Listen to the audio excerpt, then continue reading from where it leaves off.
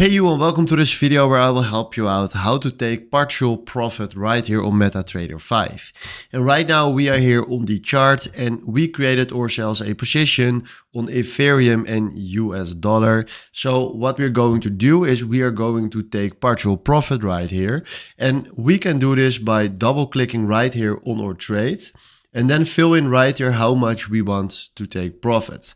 So we have now a volume of 1, but if we change this to 0.50 and we do right now here close, so we click on close.